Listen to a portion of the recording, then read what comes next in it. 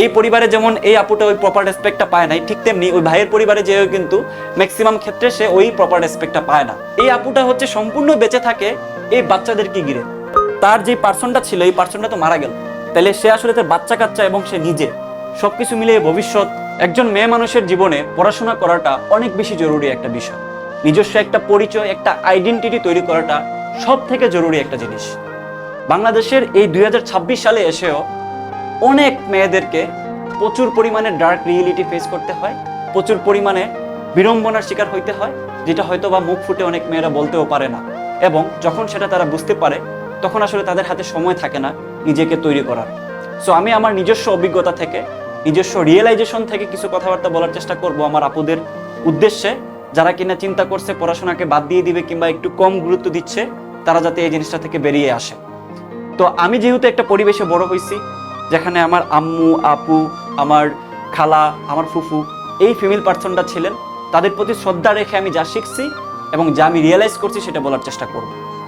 মেয়ে মানুষের একটা বয়স পর্যন্ত পরিচয় থাকে তার বাপের বাড়ির পরিচয়, এবং পরবর্তীতে তার পরিচয় হয় সে অমুক বাড়ির বউ কিংবা অমুকের বউ, অর্থাৎ সে অন্যান্য পরিচয়ে পরিচিত হয়।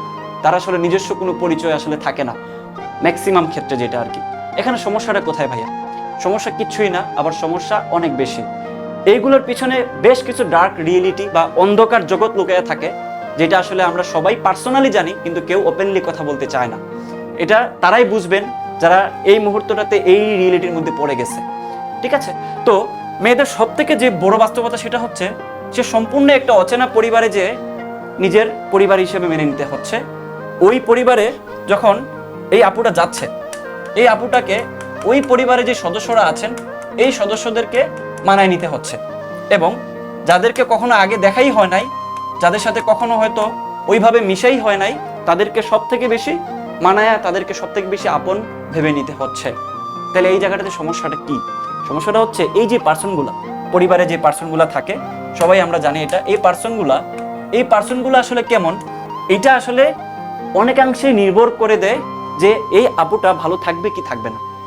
কারণ এই যে মেম্বার যারা আছে তারা আসলে কেমন বিহেভ করতেছে, তাদের আসলে মেয়েদের প্রতি কেমন একটা কি বলা যায় দৃষ্টিভঙ্গি, এই জিনিসগুলো আসলে অনেকাংশেই সেট করে দেয় এই আপুটা আসলে কেমন ভাবে ওই পরিবারে মানায় থাকতে পারে, এবং সে আসলে ওই জায়গাটাতে কেমন রেসপেক্টের সহিত থাকতে পারে। এবং সবচেয়ে বড় যে ব্যাপার সেটা হচ্ছে যেই মানুষটাকে ঘিরে, যেই মানুষটাকে ভরসা করে এই আপুটা এই জায়গাটাতে আসছে, এই মানুষটার সব কিছুর উপরে তার ভালো থাকা মন্দ থাকা নির্ভর করে থাকবে। এটা অবশ্যই সবাই স্বীকার করবে, তাই না?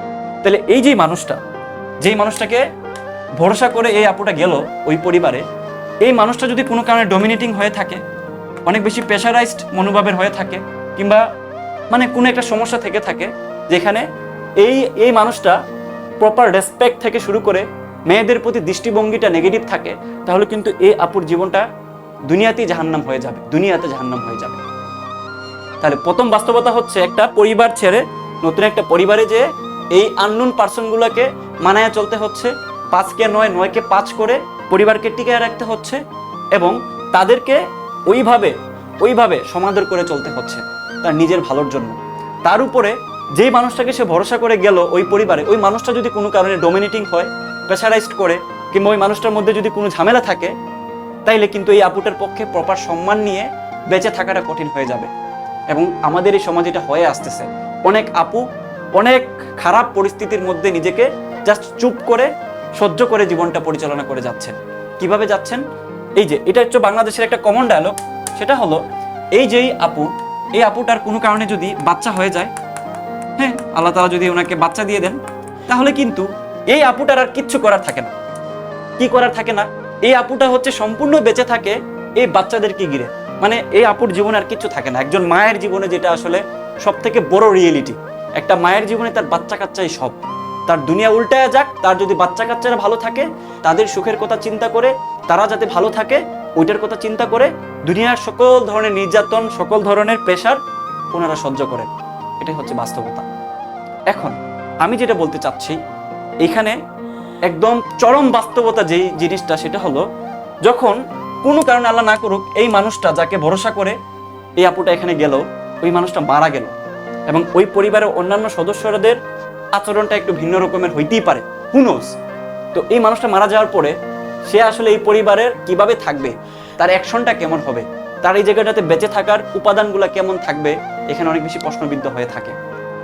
বাংলাদেশের প্রায় ম্যাক্সিমাম ক্ষেত্রেই এই মিডল ক্লাস ফ্যামিলিতে যারা বিলং করে এবং যারা জয়েন্ট ফ্যামিলিতে থাকে, তারা আসলে কখনোই এই যে আপুটা আছে, এই বাচ্চা সহ যে আপুটা আছে, এই আপুটা আসলে সঠিকভাবে ওইভাবে মূল্যায়ন নিয়ে থাকা সম্ভব হয়ে ওঠে না। এটা সবাই স্বীকার করবে। তাহলে এই আপুটা যাবে কই, কি করবে? সে তো তার যে পার্সনটা ছিল, এই পার্সনটা তো মারা গেল। তাহলে সে আসলে তার বাচ্চা কাচ্চা এবং সে নিজে সবকিছু মিলিয়ে ভবিষ্যৎ প্লাস হচ্ছে তার সিকিউরিটি, লাইফ সিকিউরিটি, এই জিনিসগুলো সে কিভাবে আসলে এই জায়গাতে ইনশিওর করবে? তার কোনো উপায় আছে? হ্যাঁ, একটা উপায় কি, যে বাপের বাড়িতে চলে যাওয়া কিংবা ভাইয়ের বাড়িতে চলে যাওয়া। কিন্তু এই জায়গাটাতে আরো বড় রিয়েলিটি হচ্ছে, ওই ভাইয়ের বউ অর্থাৎ ভাবি, সব ভাবিরা ভালো হন না, সব ভাবিরা মায়ের মতো হয় না, ঠিক আছে? তো ওই ভাবিরা কখনোই তাদের পরিবারে একটা উটকো ঝামেলা নিয়ে আসতে চায় না, তাও বাচ্চা সহ। তাহলে এই উটকো ঝামেলা না নেওয়ার কারণে যদি কোনো কারণে ভাইয়ে রেখেও দেয় বোনকে, যেহেতু ভাই বোনের বন্ধন তো এটা হচ্ছে মানে নৈসর্গিক, কিন্তু এই জায়গাটাতে ফাটলটা তৈরি করে দেয় ভাবি শ্রেণী বা এই মেয়ে জাতিরাই। তো এই জায়গাটাতে কিন্তু আবার নতুন করে ছোট হয়ে থাকতে হয়। এই পরিবারে যেমন এই আপুটা ওই প্রপার রেসপেক্টটা পায় নাই, ঠিক তেমনি ওই ভাইয়ের পরিবারে যেও কিন্তু ম্যাক্সিমাম ক্ষেত্রে সে ওই প্রপার রেসপেক্টটা পায় না এবং তাকে সামাজিকভাবে অনেকভাবে হেয় হইতে হয়। তাহলে তার এখানে উপায়টা কি, সে কি করবে? এখন আমি প্রথমে যেই কথাটা বলছি, একটা আপুর যদি এই জায়গাটাতে নিজস্ব কিছু আইডেন্টিটি থাকে, অর্থাৎ যদি পড়াশোনা জানা থাকে না আপুটা, এবং ওনার যদি সার্টিফিকেট থাকে এবং উনি যদি কোয়ালিফাইড হন, তাহলে কিন্তু সামহাউ উনি একটা জব ম্যানেজ করে ফেলতে পারবেন। ম্যানেজ করা সম্ভব কিন্তু খুঁজলে। তাহলে এই জবটা যদি উনার থাকে, তাহলে কিন্তু এই পরিবারে এই মুহূর্তে ভাই মানে ওই স্বামী মারা যাওয়ার পরে যেই অবস্থানটা আছে, মুহূর্তেই কিন্তু এই যেই এটা চেঞ্জ হয়ে যাবে।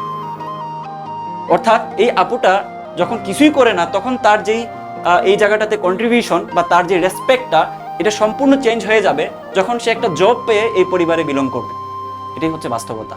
সো ওই মুহূর্তটাতে যখন ওনার জব থাকবে ওই আপুটার, তখন আসলে ওনার একটা কনফিডেন্টের জায়গা তৈরি হবে।